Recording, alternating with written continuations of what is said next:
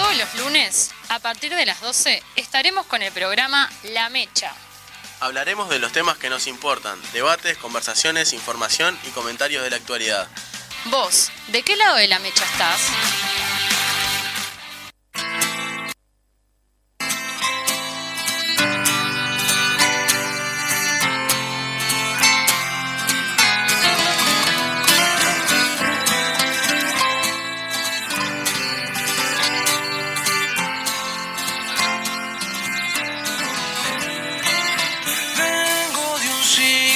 Perdido en el sur, entre gallegos y gitanos. Querida audiencia de La Mecha, en el día de hoy vamos a repetir la entrevista que le hicimos el lunes 20 de septiembre a Fernando Pereira, en la que repasa no solamente temas de actualidad, sino también de su vida y su trayectoria como militante en este tránsito que está haciendo entre la presidencia del PIT-CNT y una candidatura a presidir el Frente Amplio. Les invitamos a escucharla, a compartirla con nosotros, ya que fue una entrevista muy enriquecedora para todos y los esperamos el lunes que viene, como todos los lunes al mediodía en Radio Fénix. Muchas gracias.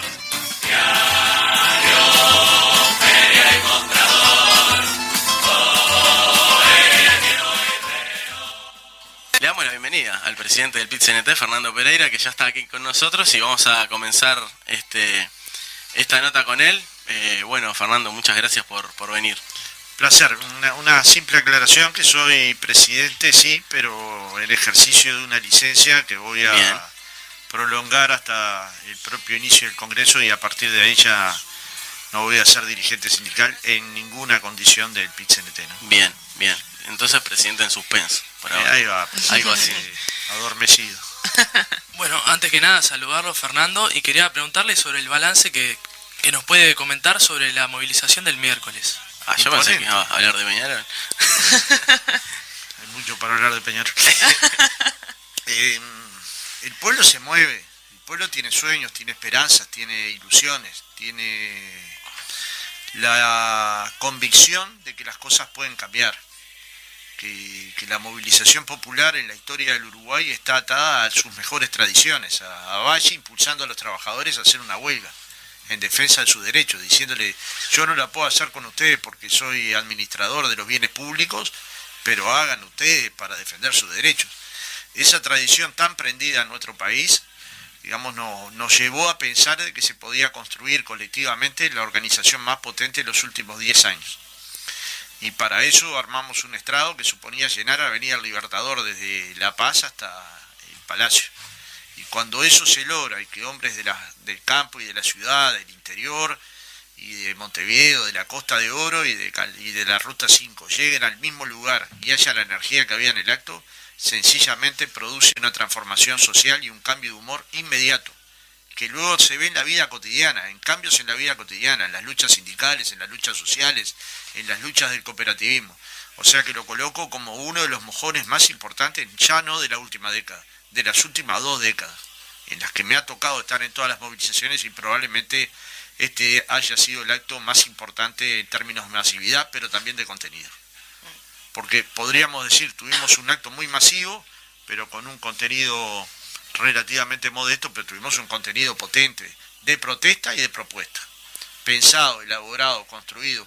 Ningún presidente del Uruguay podría decir: dentro de ese discurso no se encontraron propuestas de trabajo, ni de salario, ni de atención al medio rural, ni las críticas más importantes desde la LUC, ni podría no entender por qué se le dio el puerto a la empresa Catón Natí sin que hubiera un informe jurídico, un informe económico, pero por sobre todo las cosas, ningún apuro, porque todavía quedaban 10 años para que la empresa siguiera con su concesión, de forma tal que había tiempo para meditarlo, para consultarlo, para construir un diálogo con los partidos políticos y con la sociedad, y sobre todo para salvaguardar los puestos de trabajo que había en el puerto. Entonces, cuando uno mira el contenido, la masividad de la protesta, la masividad de las propuestas y además la densidad de la alegría del pueblo uruguayo, sin duda hubo un segundo gol durante este año tan complejo, este tiempo tan complejo, un segundo gol. El primero fue el día que entregamos las 800.000 firmas en la Corte Electoral y todo el mundo supo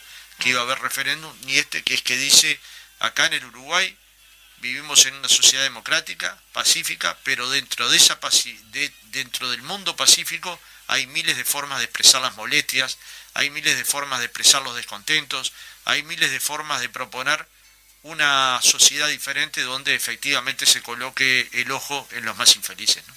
Sí, otra cuestión que no es menor, que se relacionó también con la discusión del paro, es que parece que mucha gente aprendió que los paros son políticos. Todos, del primero al último. Es increíble. Yo la verdad que me sorprendí muchísimo. Incluso viendo un archivo, la vez que se movilizó un solo Uruguay, la cantidad de políticos que fueron también a esa movilización, y bueno, y hablaban que era algo fuera de lo político partidario. Se ve que tienen diferentes... Hubo como un lapso en el tiempo. Claro, hubo un lapso en el tiempo en el que se nubló un poco el juicio, ¿no? Sí, las acciones de un solo Uruguay eran políticas y las acciones del PCNT son políticas. Por supuesto. El origen del movimiento obrero internacional es político. Su origen ideológico, su forma de sentir, su forma de pensar, su forma de cantar, su forma de comunicar. Pero además hay alguna actividad humana que no... pública y sobre todo colectiva que no sea política. Por supuesto que no. Lo que pasa que creo que el tinte que le querían dar es político partidario. Claro. Y obvio que ahí hay gente del Partido Nacional, del Partido Colorado, del Frente Amplio, del Partido Independiente, creyentes y no creyentes. Cuando hay entre 60 y 70 mil personas o más dentro de una movilización, hay de todo. Totalmente. Imaginemos que eso es un estadio centenario lleno. La conmoción que se produce en un país cuando hay un estadio centenario lleno. Bueno, eso lo pueden hacer pocas organizaciones en Uruguay. No es que me sobran los dedos en la mano, me sobra, creo que me sobra la mano entera. Entonces, digamos, en ese sentido el movimiento sindical no solo dio un mensaje político, también dijo tenemos fortaleza para enfrentar las políticas neoliberales que se quieren implementar en Uruguay, y se pueden implementar con dignidad, sin insultar, sin descalificar, sin agraviar, sencillamente colocando ideas arriba de la mesa, ¿no? Marcelo Abdala en el discurso habló de la buena vibra que se sentía y del cambio de estado de ánimo de la militancia, ¿no? O sí, de la gente que estaba ahí, por supuesto. ¿Sentís que hubo un cambio de estado de ánimo después de llegar a los 800.000 firmas contra la ley de urgente consideración? Y un militante que se levanta un domingo y hace frío y sale a juntar firmas. Hace calor, sale a juntar firmas. Está llovinando y se va abajo un techito a juntar firmas. Y logra el objetivo. No es que le cambie la vibra, le cambia la vida, porque es el amor por lo que uno siente que está haciendo bien. Las transformaciones tienen mucho de razón, pero tienen mucho de amor. No hay ninguna transformación sin amor. Ninguna. Ni la de la familia. Cuando uno nace un hijo, no es que la sangre te une más que a otro niño. Si vos crías a un mismo niño en el mismo lugar, le das el mismo amor. No importa si tiene el mismo ADN. Esos hijos que se construyen colectivamente, como el referéndum, como la movilización, son hijos de todos y de todas. Tiene que hablar una dirigente o un dirigente, pero luego son hijos de todas. Todas levantan una bandera, un optimismo, una risa, una sonrisa, un cambio de ánimo. Y la energía que había dentro de ese acto, bueno, a mí me costó el dolor de espalda de toda una semana, ¿no? De los abrazos que durante ese acto recibí. Y eso implica un cambio de estado de ánimo, pero sobre todo estar convencido de que las ideas que defendemos son las correctas. Bueno, fue tu último acto oficialmente como dirigente sindical. Un poco también la idea de la entrevista era volver un poco para atrás y repasar, en lo que nos dé el tiempo, por supuesto, la trayectoria, porque ahora estás como en una suerte de impasse, de tránsito, de cambio, y bueno, y salís de un lugar que digamos, te ocupó casi que toda la vida. Bueno, la primera pregunta era, en ese sentido, era ¿cuándo arrancaste a militar? Y bueno, ¿y qué te llevó a militar? Vos hablabas del amor, de ese sentimiento quizá de justicia. Y bueno, esa como la primera pregunta de esta parte. En mi casa ahí en Jacinto Vera, qué barrio. Viste que pusimos la canción Montevideo. El barrio más potente. El mejor barrio del mundo. Para mí, el que quiero volver a morir. Espero que dentro de Esperemos que falte, te iba a decir. Espero que falte una vida. Había una mesa en mi casa que entraban unas 12 personas y en general los domingos nos juntábamos 12 personas y un día quedamos 4 y la mayoría habían sido apresados o habían ido al exilio, y eso te genera una situación de vacío en un niño muy imponente, no saber qué pasaron con tus tíos, hacer las preguntas y que se respondan con evasivas, darte amor, pero al mismo tiempo ver el dolor de tu familia es transformador desde todo punto de vista.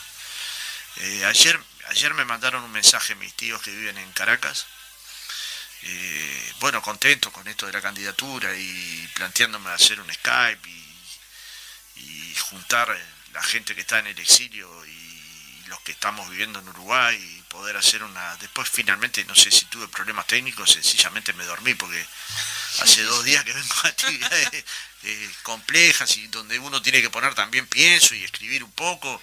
Yo en general a los discursos no llevo un material escrito, pero lo escribo. Un guión, digamos. Pero no es que no lo escriba, lo escribo.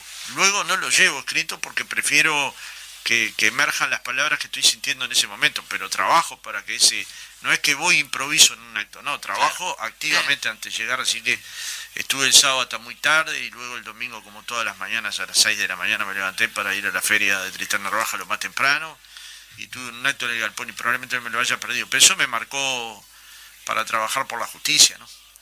Cuando yo tenía 14 años, mi padre, un militante que había sido destituido por el pecado original de ser secretario de Michelini. Bueno, es un pecado. No, el pecado original. Iba con un crayón negro y pintaba bote no, en el 80. Yo tenía 14 años, lo acompañaba. Él se hacía más viejo de lo que era y llenamos Jacinto Vera de bote no. Y en algún momento, es una frase que he utilizado, le pregunté, ¿y podremos ganar? Y me contestó lo mismo que yo contesté ahora en la campaña pro referéndum. Solo sabremos si hacemos algo para ganar. Y el algo era relativamente poco. Pintar bote no, hablar con los más conocidos. En una situación que además no era la de ahora, por supuesto. Generar ¿no? un puño en Situación alto, de un represión. saludo medio raro. Ir a los partidos de fútbol y gritar goles cuando no habían. Miren que hay historias que son riquísimas. Bueno, de hecho, Pachela hizo un libro sobre el no que tiene anécdotas impresionantes. El tirano temblado El tirano temblado. en el estadio, ¿no? Eso fue impresionante. Con Gregorio Álvarez en la Eso, tribuna. impresionante, Durante el mundialito, ¿no? impresionante. Recordemos. Y luego durante el propio referéndum hubo un partido, no me acuerdo si previo o posterior, donde la gente gritaba el gol y el partido salió 0-0. ¿No? Entonces era Uruguay me parece que era contra el Gremio de Vallés. Y a partir de ahí entendí que me iba a abrazar a las causas populares, a las causas de la izquierda, a las causas del movimiento estudiantil. Milité en la CEP, orgullosamente milité en la CEP con queridos compañeros, con Humbertito Rodríguez, y tratamos de generar una condición. Y luego me afilié al Frente Amplio en el año 83, en el Comité 25 de agosto, unos pocos días antes de que liberaran a Sereni de la cárcel, y de hecho estuvimos presentes en ese balcón precioso de Un Frente Amplio que estaba de proscripto. Boulevard, proscrito totalmente. Y funcionábamos en la casa de una vecina, ¿no? Y había unos criterios de seguridad en la época que eran increíbles. Y yo no dejaba de tener 17 años y de ser un poco hiperactivo. Entonces me dieron una cantidad de volantes. Nuestra casa estaba muy cerca del Comando del Ejército. Que el Comando del Ejército va de Garibaldi a Boulevard Artigas. Sí, que es gigantesco. enorme. Gigantesco. Entonces yo iba caminando por el costado del Comando del Ejército y decía, nunca tirar. Una de las cosas de la seguridad que me acuerdo es que nunca había que tirar un volante si había un auto tapándote la visual hacia adelante. Y había un auto y tiré una cantidad de volantes y pasaron 2 policías. Dije, la quedé. Entonces no podía volver a la casa de la compañera que nos habían dado los volantes, no quería volver a mi casa porque colocarle otro problema político a mi padre era un pecado complicado de resistir, así que estuve caminando como 3 horas y media. Y Para iba y perderlo. volvía. Y se ve que nunca me siguieron, porque un día, en un momento no aguanté más y me fui a mi casa. Calculo que esos policías estaban a favor de la lucha democrática, ¿no? Posiblemente. Y bueno, y ahí me afilié a ese comité y fui intendente del comité, que para mí era un cargo de aquello, ¿no? Es el encargado de la seguridad y de... Sí, claro. y Y de que el comité esté limpio, ordenado, y Sí. yo me sentía Bruta responsabilidad. sereno ahí adentro. Y era un chiquilín, ¿no? Y bueno, y pintamos una cantidad de muros. Había un compañero que tenía, lo encontré hace poquito, ¿quién? Poquito más que yo. Tenía una calidad increíble para hacer murales artísticos. Y además se nos había ocurrido que podíamos pintar en altura. Entonces íbamos y armamos los andamios y nosotros rellenábamos agujeros, pero más o menos los rellenábamos prolijamente. Y Hace él poquito lo tiempo diagramaba. lo encontré en el Comité García Lorca. Es arquitecto, ya jubilado. Imagínate, se habrá pasado una vida. Sí, sí. Y- Supe militar en el Comité Y García Lorca. algunos nos años. pegamos un abrazo de aquellos. Así que bueno, fuiste primero militante de político afiliado al Frente Amplio que sindical, ¿no? En momentos ahora donde se pone un poco en cuestión de parte de algunos actores el vínculo entre personas que militan en el movimiento social, y en este caso el presidente del PIT-CNT, con la fuerza política, el Frente Amplio o cualquiera de ellos. Las personas no son indivisibles, tienen un cuadro de básquetbol, en mi caso Goes, en general un cuadro de fútbol, en mi caso Peñarol, tienen una creencia o no, yo particularmente soy cristiano, tienen una forma de sentir el mundo y tienen un partido político. Y si son trabajadores, como bien dijo Wilson, primero sos ladrillero y luego blanco. Y yo primero fui trabajador cuando me tocó representar a los trabajadores y luego Frente Amplista. Eso no quiere decir que dejara de ser Frente Amplista ningún minuto de mi vida, ni que lo haya negado ni una sola vez en mi vida, porque no niego mis amores ni mis pertenencias. No acostumbro a hacer eso. Y claro que esto que te estoy hablando, yo tenía 17, 18 años, luego nos mudamos a la Comercial, un tiempo después, un poquito después que nació Mariana tiene 33 años, y ahí fui presidente del Comité Unidos Venceremos de la Coordinadora C, pienso que entre 8 y 9 años. Y disfrutaba de esa militancia, a mí me tocaba una manzana que era Nueva Palmira, Ocuar, Cufré y frente al Club Nueva Palmira. En esa manzana estaba el Paco Olmo y el tío del Paco Olmo, que se dedicaban a reparar manzanas. Y tenías que ir a hablar con los adherentes y cobrarles la cotización. Les cobraba, pero era otra época, como decís vos, era otra época. Cobrábamos y hablábamos, y anotábamos los problemas que la gente veía en la zona, en el comité, cómo democratizar el barrio, cómo darle... Y la verdad que fue una escuela de vida. Cada vez que iba ahí con el Paco, bueno, los dos nos une una pasión basquetbolística, pero además de una pasión basquetbolística, nos unían las ganas de nuestra juventud construir un Frente Amplio potente, ¿no? Y en eso trabajábamos en el barrio, golpeando puerta a puerta, y en cierta medida hay una cosa de la militancia barrial que es pasión y corazón todo el tiempo, ¿no? Porque es una chapa que se llueve, es un cable que tenés que reparar, es que un día te toque ser choricero del comité, ¿no? A mí me habían puesto un delantal, que me lo hizo un compañero un compañero que luego salió en la murga La Mojigata, Andrés, que me puso chorisman.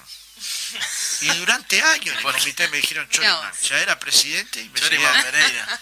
no sabes la cantidad de chorizo que vendía ese comité. Además la convocatoria que tenía el Comité Unidos Venceremos era asustante, de cerrar una calle y llenarla, ¿no? En una época fermental para los comités de base. Sí, pero esto ya era más en los 90, 91, 92, 84, lo que convocaras era una cosa masiva, pero esto ya era un momento donde la energía había bajado un poco. Sin embargo, ahí la convocatoria de la Comercial era potente, un barrio de tablado, de boliche, de cosa popular, un barrio para enamorar, ¿no?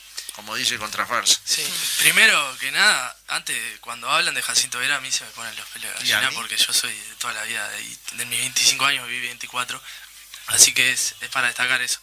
Y lo otro es esa esencia barrial que vos pudiste construir y que los vecinos y vecinas te fueron haciendo enterar de la Comercial o Jacinto Vera, te fue ayudando a crear una forma de hacerle llegar a la gente que en cada discursiva lo planteás. ¿Crees que fue un pilar fundamental para vos? Y el barrio es la vida. El barrio es que vos vas y le pedís una taza de azúcar al vecino y al otro día vas a devolvérsela. Y esa cuestión tan elemental, tan mínima de solidaridad te construye día por día. Recuerdo que mi abuela Gloria me decía, anda a pedirle a Chela una taza de harina y no tomes anís. Porque era costumbre de Chela darte una copita de anís. Seguro. Claro, venía el pibe, venía mareado con la harina. Y ese conocimiento, la Chela, la Gloria, que era hincha de Nacional fanática, y que nos cruzábamos en la Ámsterdam, yo iba a la mitad de la Ámsterdam del lado de Peñarol, y ella iba a la mitad de la Ámsterdam del lado de Nacional, la Pelusa. Y los dos con una bandera agitando, y mi madre hincha de Nacional, ¿no? Que nos llevaba al clásico y se sentaba adentro en la hinchada de Peñarol, por amor a sus hijos. Entonces, estas cosas que vos decís, tendría de estas anécdotas 1000, ¿no? Ir a la cancha de Goe solo y que un tipo me trajera hasta la puerta de mi casa luego, ¿no? O una señora me agarrara la mano. Yo era un niño, iba a la cancha de Goe muchas veces escapado de mi padre para ver el partido, y siempre entraba. Esa solidaridad media rara, eso de ir al Club Victoria y jugar al al billar hasta aprender, o al futbolito. Ahora jugamos con unos pibes al futbolito, claro, en esa época jugábamos, a veces... Requena y Tapeví. Requena y Tapeví, es el corazón de Jacinto Vera. Yo soy hincha de Yale, así que bueno, yo es mi segundo cuadro, pero el primero es Boes.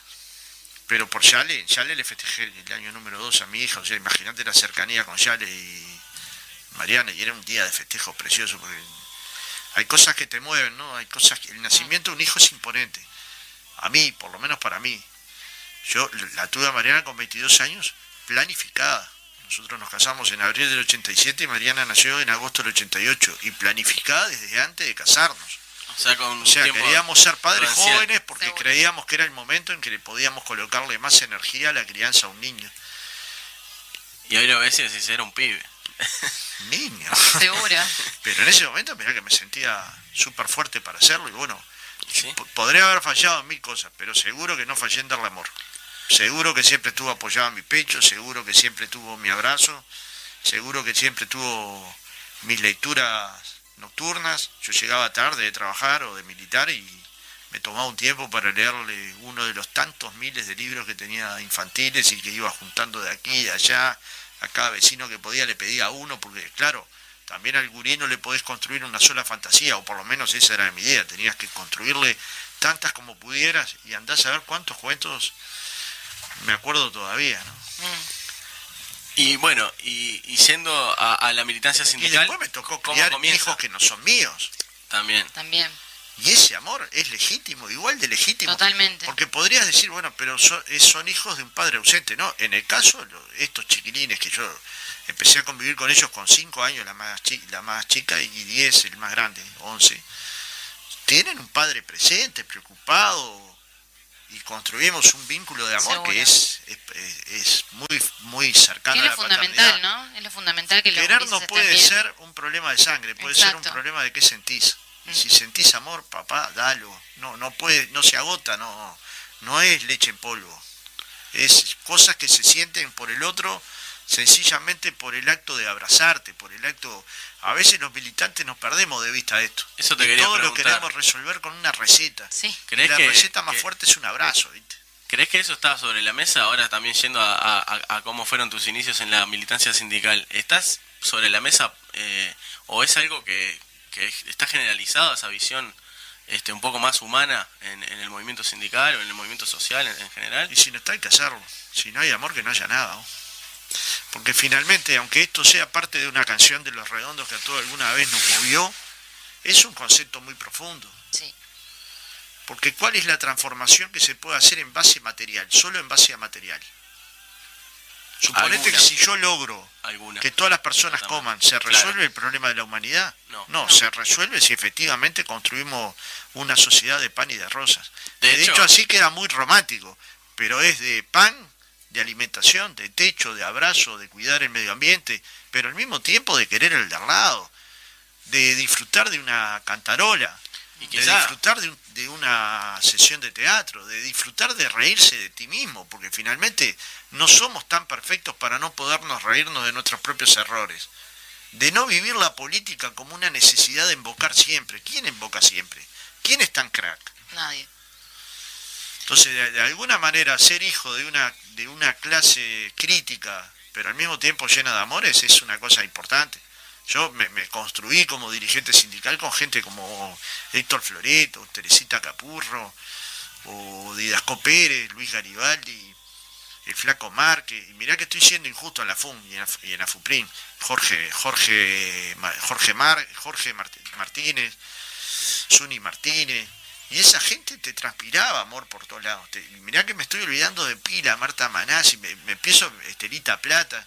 Yo le decía una vez a Estelita Plata, es que quiero tanto a Mariana. Mariana tenía 6 meses, que no sé si podría tener otro hijo y quererlo igual. Tenía 22 años. Claro. Y hace poco Estelita me escribió, me acuerdo de esta frase tuya y me quedó grabada. Y yo además me acuerdo muy bien cuándo se la dije, en qué momento se lo dije. Y ahí se construyó una forma de ver el movimiento sindical que tiene una pata en lo reivindicativo, pero que también tiene una pata En lo humano. en preocuparse del otro, en preocuparse que tenga una vacación, en preocuparse que tenga un libro, en preocuparse que tenga un hogar donde sus hijos puedan venir a estudiar, en preocuparse y dar afecto. Y esa es una construcción sindical mucho más compleja que solo atender las reivindicaciones, ¿no? Porque además es un gremio, la FUM y el gremio de funcionarios de primaria, que está en vínculo permanente con los niños, ¿no? Con la gente quizá más vulnerable, no solo en términos etarios, sino algunas veces económicos, y creo que le genera también una cierta sensibilidad especial al Es que al es gremio. precioso estar en un sindicato donde ¿Hace cuánto que empezaste personas- ahí? que empecé hace más de lo que quisiera, 35 años, y que estoy en la dirección hace más de 30, 31. Toda una vida. Bueno, yo tengo, Toda yo tengo mi vida, 31. Toda mi vida.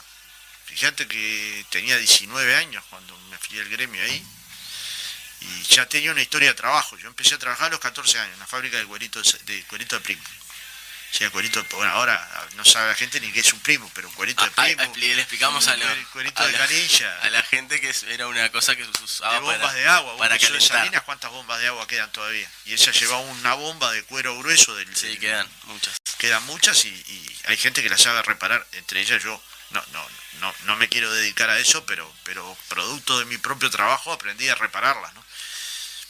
Y la de magisterio la reparo cuando se rompe, pero como parte de un amor inexplicable por el primer camping que construyó la FUN, el segundo camping que construyó la FUN en Jauregui Barri, que fue toda una aventura, pero era un arenal que lo transformamos conozco, en una lo colonia de conocí. vacaciones, es divino, es maravilloso el lugar. Esa Y ahí es van las linda. maestras, las funcionarias, gente que no, y van los niños de contexto crítico gratis.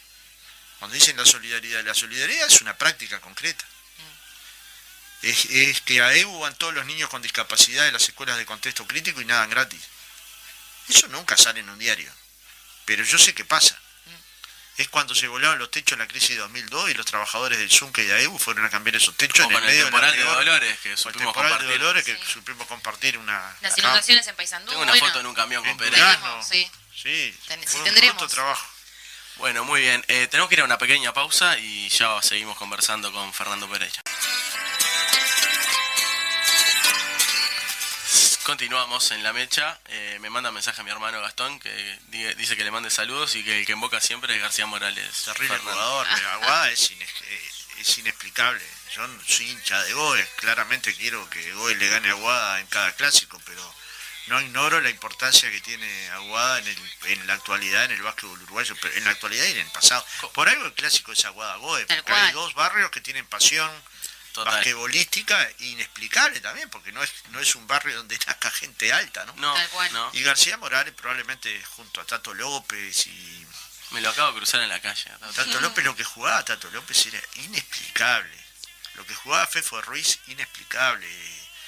Capalvo, Peinado. Yo vi jugar jugadores en Uruguay que a mí por lo menos me fascinaron. Yo digo que el básquetbol uruguayo es un deporte diferente. al Y es básquetbol. un milagro de barrio, ¿no? Porque Es el es muy básquetbol que a mí me barrial. gusta. Yo miro un partido de la NBA, me viene un ataque de capa y voy a un No es lo básquetbol. mismo, no es lo que yo mismo. siento en el básquetbol uruguayo es me voy prendido fuego por mi casa cuando perdemos y cuando ganamos. Es imposible explicarle a un extranjero la cantidad de equipos que puede haber en el municipio C.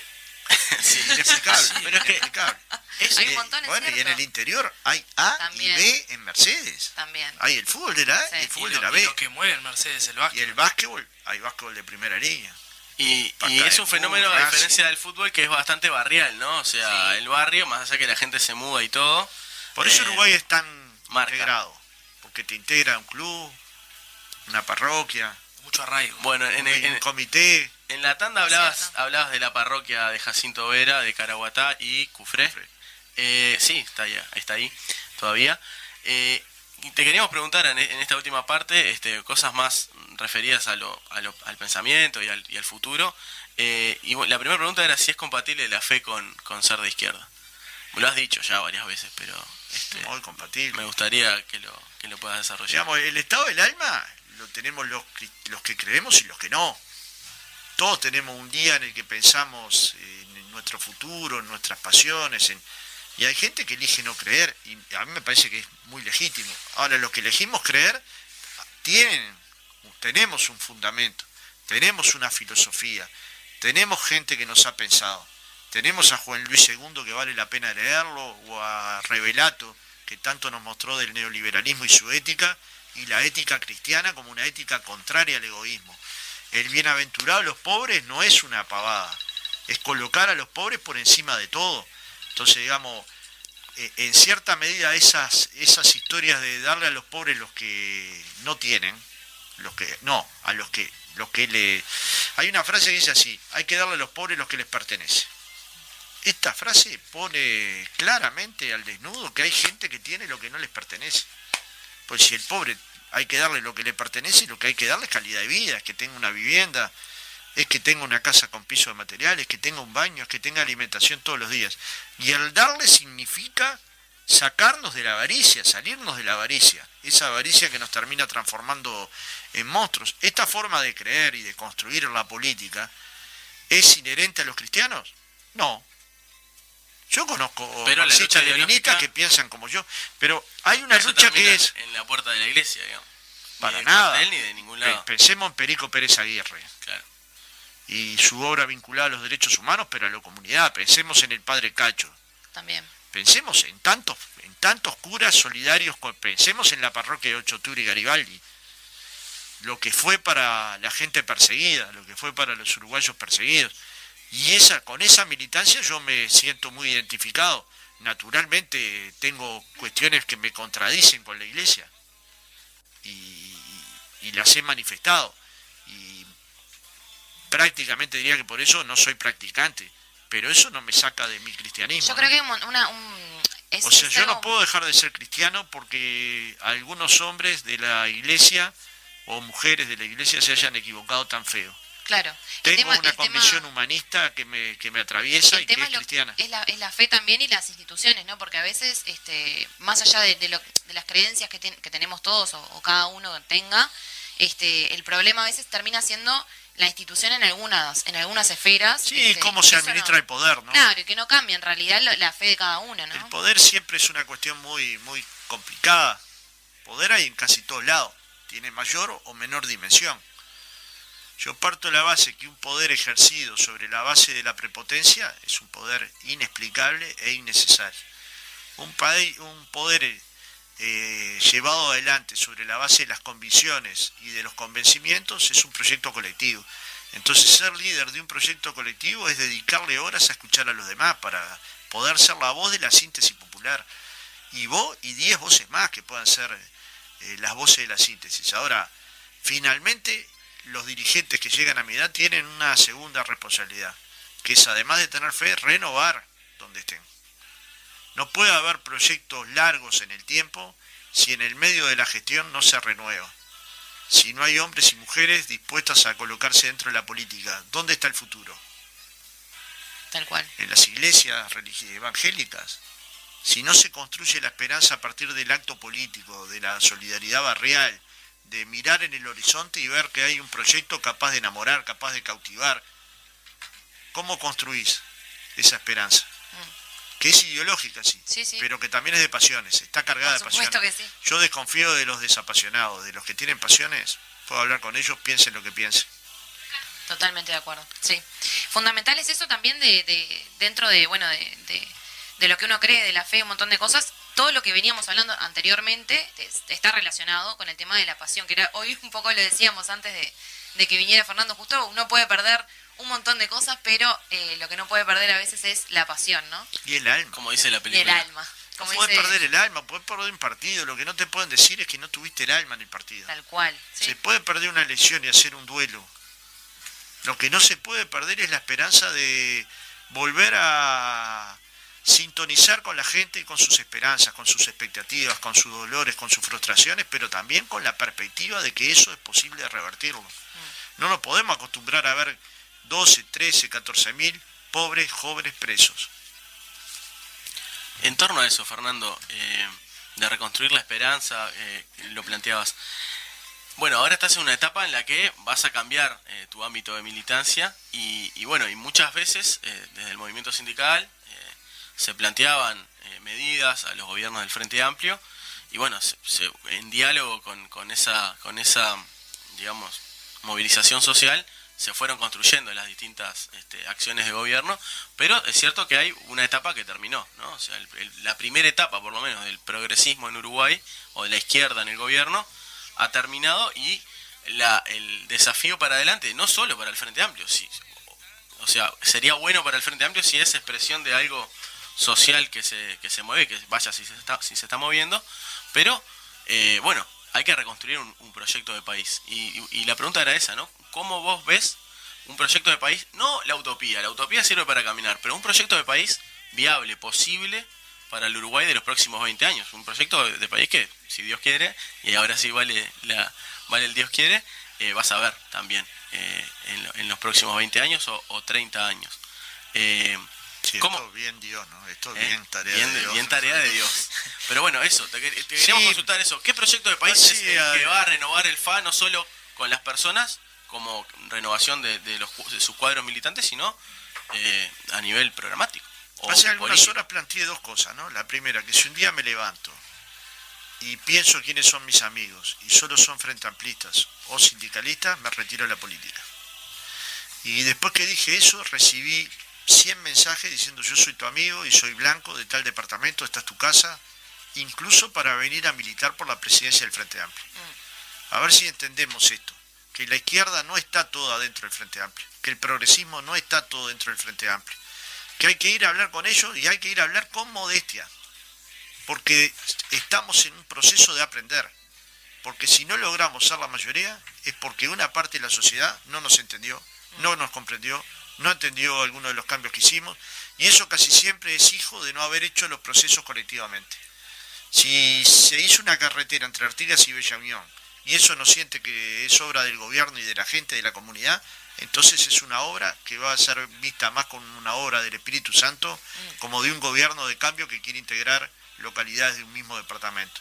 Y esta construcción colectiva explica mucho la política territorial del Frente Amplio. ¿Cuál es su mayor potencialidad?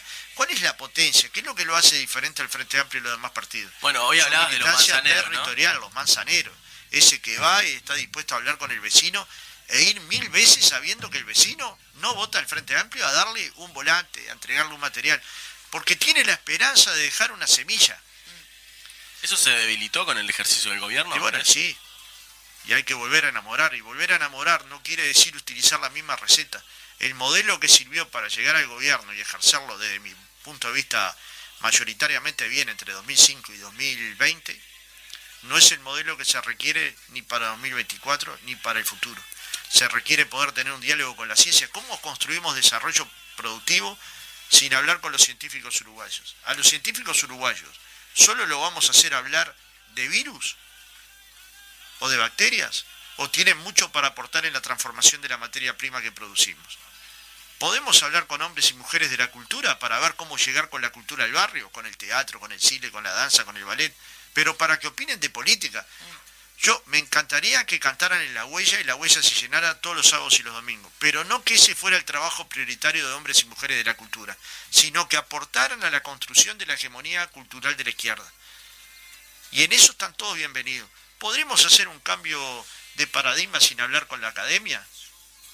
¿Sin los intelectuales del Uruguay? ¿Sin los filósofos? Pero ¿podemos hacer un cambio sin hablar sin las bases, con las bases del Frente Amplio? Con los territorios, ahí donde vibra el interior del país, donde hay tantos interiores como localidades haya, con esas sensibilidades, ¿cómo vamos a comulgar? Y la primera es prestando oído. Si podemos hacer síntesis de todo esto, vamos a construir un programa que enamore a la gente. Si creemos que solo en una mesa de Colonia y Ejido podemos hacer esto, estamos en el orto, porque los cambios se hacen con la gente o no son, los cambios son culturales o no son. No son un conjunto de buenas ideas, si no llamaríamos a un concurso. Son un conjunto de buenas ideas con sustento popular. Exacto. Y el sustento popular está ahí donde vibra el empedrado de Jacinto Vera, donde vibran las calles de Palermo, de Barrio del Sur, pero también donde vibran los cerrillos con el alcalde entregando compostera los sábados hasta el mediodía, con nuestros concejales hablando con los vecinos, con nuestros ediles trabajando, con nuestros parlamentarios presentando proyectos de ley, con nuestros intendentes haciendo gestión de tres de los departamentos más importantes del Uruguay, y eso tratándole de sintetizar en la cabeza de los compañeros. El partido político tiene mucho para jugar entre la gestión, la acción parlamentaria y la acción comunitaria. Y ese es un papel que el FA lo debe hacer, colocando la mejor cantidad de hombres y mujeres a trabajar en esa acción, que es colectiva, que nadie... No, el Frente Amplio no precisa un Mesías, se llame Pereira o cualquier otro nombre, precisa a alguien que esté dispuesto a abrir las compuertas del Frente Amplio para que todo el que tenga que aportar entre. Sobre todo eso, ¿no? Porque me parece también que a veces hay como las sensaciones que a veces se vivían. Yo creo que hablo de esto de a partir de las elecciones para adelante, hasta las firmas. Me parece que a mí me parece que hubo un momento bisagra, sobre todo para la militancia, y lo hablo también un poco personal, que fue la juntada de firmas. Eso fue un momento en realidad, sobre todo muy, creo que de retomar la conversación entre compañeros y compañeras y con los vecinos. Me parece que también es importante que la gente retome la necesidad de que es necesario que todos y todas estemos comunicados todo el tiempo, y también manifestando nuestro parecer, ¿no? Porque era lo que decías vos recién, o sea, es importante que el Frente Amplio tenga las puertas abiertas, y que la gente se sienta parte de eso, de construir la política y el futuro. Sí, dice Sabina que no hay nostalgia peor que añorar lo que nunca jamás sucedió. Nosotros añoramos cosas que sucedieron.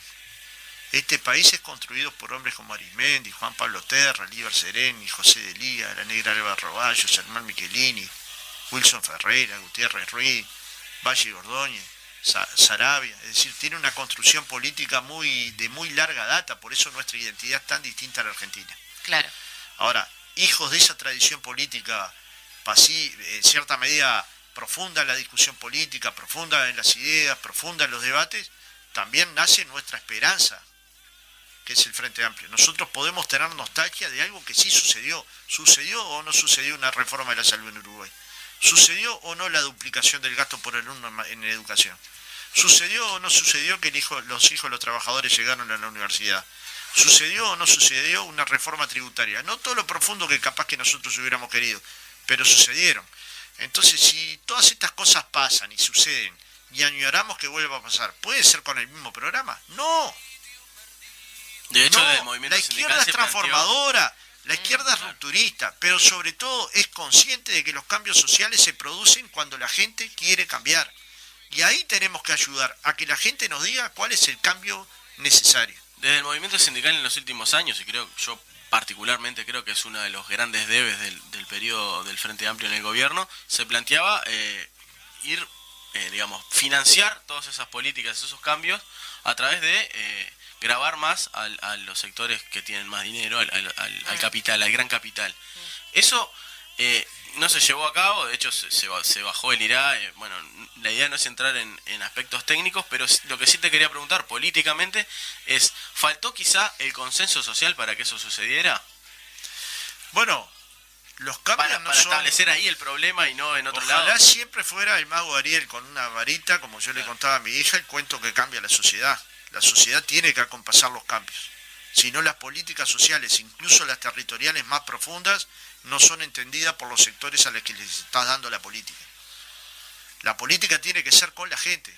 Si vamos a colocar un piso en el Marconi, vamos a colocarlo con la gente de Marconi. En cierta medida yo creo que es el gran trabajo que hace la Brigada Pedrosa o Agustín Picone, que vamos y lo hacemos contigo. Vos no sabrás tanto como yo de carpintería, como de albañilería, como de otros oficios, pero podés cargar un balde. Y si lo haces, y si la mano te duele, y si esa noche te dormís dolorido de la espalda, ese cambio lo hice contigo. Entonces, en cierta medida, los cambios profundos en la política, aunque esto que te hablé es de la micropolítica, es del alcalde de Los Cerrillos, Roncio, sí, dando compostera. Vos decís, ¿esto cuánto cambia el Uruguay? Lo cambia todo. Lo cambia todo.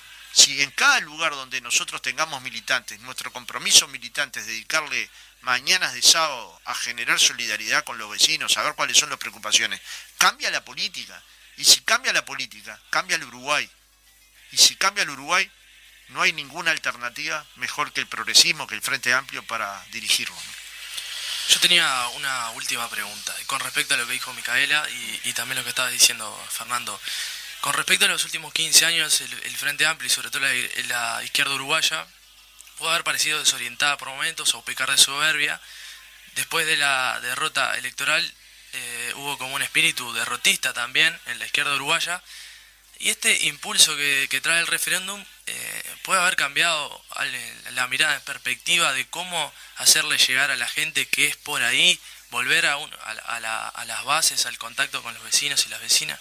El cambio lo haces vos. Cuando te pones una camiseta, todos somos familiares, y yo sé que no tuviste en ningún momento en la dictadura. El cambio lo estás haciendo vos, que es levantando la bandera de los derechos humanos. Cuando te encontré con una tablita y una almohadilla que la compraste en la librería porque no encontraste en otro lado, el cambio lo estás haciendo vos. Cuando fuiste conmigo a subir la cantera del Parque Radoy y me esperaste porque soy más veterano, el cambio lo estás haciendo vos. Podrías haber ido más rápido que yo, sin embargo me esperaste, porque lo estás haciendo vos. Los cambios en el mundo, los más profundos, los hacen los jóvenes. Yo veo un charco.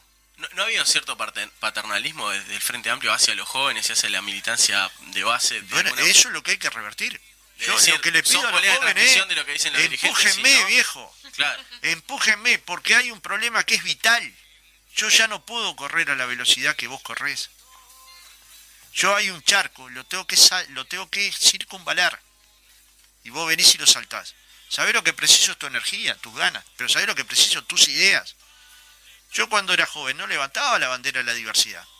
Más bien era homofóbico. ¿Me cuesta reconocer? Sí, pero fui cambiando. Yo cuando era joven no levantaba la bandera de la igualdad. Nadie la levantaba, ni yo ni nadie. Bueno, pequeños sectores. Hoy la levantamos todos. ¿Nos cambiaron o no nos cambiaron? Sí. Entonces, si nos dejamos cambiar por los jóvenes, que no fueron los jóvenes uruguayos acaso los que levantaron con el colibrí el no a la baja de la edad de imputabilidad. Yo sé que hice todo lo posible, yo sé que hice todo lo posible, pero no fui el que encabecé esa campaña. Fueron jóvenes uruguayos, hombres y mujeres, que levantaron una bandera y la defendieron con energía, con concepto, con disciplina y con trabajo práctico. Y eso yo no me voy a dejar empujar por ese viento. No hay revoluciones tempranas, crecen desde el pie, y el pie lo tenés con 16, con 17, con 18 o con 55. Pero cada cual a la velocidad que puede. Entonces, si queremos cambiar la sociedad, hay que poner un oído especialmente agudo a los jóvenes, que tienen sueños, que tienen gustos musicales, que tienen clubes, que tienen pasiones, que se juntan, que meditan, que no están de acuerdo con alguna de las costumbres que nosotros tenemos. Yo estoy cambiando mi masculinidad. Imagínense a alguien que tiene 55 años intentando cambiar su masculinidad. Es un problema. Pero ¿quién te empuja a hacer ese cambio? Tus hijos jóvenes. Que dicen, no es posible seguir con estas cosas. No es posible que estas injusticias micro permanezcan dentro de los hogares. Si esto pasa, el cambio lo hiciste vos, no yo. Yo estaré al frente de la organización si la gente me vota. Y si no me vota, voy a estar en la organización, donde se me precise. Pero crece desde el pie. Y desde el pie es que vamos a tratar de hacer esta transformación. No que posicione el Frente Amplio en condiciones de ganar 2024, porque esto tal vez lo podría hacer sin este cambio. Que lo posicione con un cambio cultural de 30 años. Tenemos izquierda para 30 años o más. Si los jóvenes se embanderan, si los que vienen atrás le dan posibilidades a los otros jóvenes, si todos vamos cumpliendo una tarea diferente pero complementaria, y sobre todo si somos fraternos, si somos unitarios, si somos pocos sectarios, si no miramos quién dice qué para ver si estoy de acuerdo o no, sino si está bien o mal. Me parece que ahí está la construcción que necesitamos, que si nos queremos más somos una herramienta indestructible. Qué hermosa frase para terminar, ¿no? Si nos queremos más somos una herramienta indestructible. Vamos a hacer un pegotín. Un pegotín que digas, una remera que diga. Bueno, te agradecemos mucho, Fernando, por haberte tomado este tiempo para charlar con nosotros. En sintonía de lo que decías al final, convocamos a la Marcha de la Diversidad. Por supuesto. El día viernes 24 en la Plaza Libertad, y a la feria que va a estar desde el día anterior allí. Y bueno, seguir caminando hacia ese Uruguay del futuro, hacia esa democracia, hacia esa revolución democrática que se planteaba, ¿no? Así que bueno, no sé si quieren decir algo más, si no, nos despedimos. No, yo agradecerles el espacio, como siempre, chiquilines, por darme la bienvenida. Y bueno, siempre estás bienvenida, Mica. Muchas gracias a Fernando también, porque la verdad, un placer escucharlo. El placer fue mío. Igualmente, recalcar el agradecimiento para con ustedes y para con Fernando por revivir algunas cuestiones del pasado de mi barrio y también por la enriquecedora charla. Muy bien. Una luna única. Nos vemos el lunes que viene. Chau, chau. Africano.